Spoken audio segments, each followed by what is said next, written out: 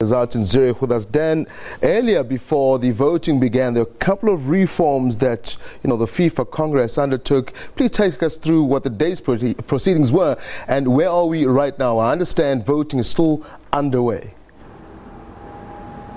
Yeah, absolutely. Voting actually has now finished, and the count for the second vote is currently underway. That takes 15 or 20 minutes or so for those votes in the second round to be counted. But yes, on those reforms you mentioned, they were voted through. 179 of the 207 FIFA nations voted in favour of those reforms. They will see the disclosure of salaries of the FIFA bigwigs, which have been hidden before, and also a limited number of terms that the new presidents going forward can stay in place for, something of course Sepp Blatter did not have to deal with during his 17-year reign. But the votes are being counted. Gianni Infantino, 88 votes in the first round, not enough for that two-third majority. He needs another 16 votes in order to secure victory in the second round.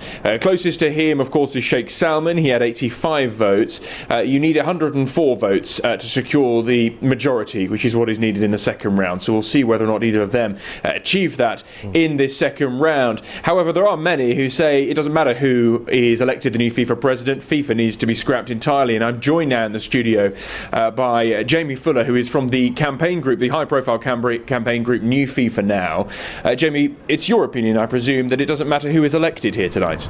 Precisely, Dan. What we're witnessing is pretty much a farce, an unnecessary farce. We're witnessing FIFA playing the same old FIFA games that they've played for years, and what we need to see is a complete change in this organisation with some form of independent external oversight, as opposed to FIFA being allowed to play their own reform game.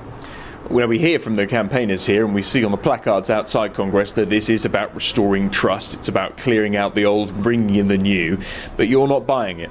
No, not for 1 second, especially when you consider the idea of clearing out the old and bringing in the new involves 5 FIFA insiders running for the gig. And let's consider just 2 of them being the 2 frontrunners who you're talking about, then Gianni Infantino and Sheikh Salman. Mr. Infantino ran on a manifesto which said, I will pay each of you a payment of $5 million to each federation if you vote for me. If that's not FIFA games of an old style, I don't know what is. Oh, and by the way, I'm also a reformer. So I'm a reformer and I'm going to give you all $5 million. Not only that, I'm not even going to make you accountable for what you do with that $5 million. If there was any semblance of reform within it, he'd be saying, you know what, not only will you get the $5 million, but I'll make absolutely damn sure that every 209 of you account for every single cent to make sure it goes where it needs to go. On the other side, we have Sheikh Salman. Sheikh Salman has got some very significant questions to answer around his involvement in imprisonment, arrests and torture of up to 150 athletes, Bahraini athletes, in the aftermath of the 2011 Arab Spring uprising in Bahrain, as well as some other allegations with respect to misappropriation of funds, and he needs to answer those. Okay, thanks very much, Jamie, from New FIFA Now. And the protesters have been gathered outside here over those human rights abuse allegations against Sheikh Salman, which of course he denies. But either Sheikh Salman or Gianni Infantino is looking likely to become the next FIFA president, maybe in this round, or we could be here for a third round of voting. We'll wait and see in the next few minutes to come. Back to you. Dan Whitehead, thank you very much for speaking to us out of Zurich. We'll catch up with you a bit later. As you said, the next candidate hopefully gets 104 votes. That result should be coming out anytime now.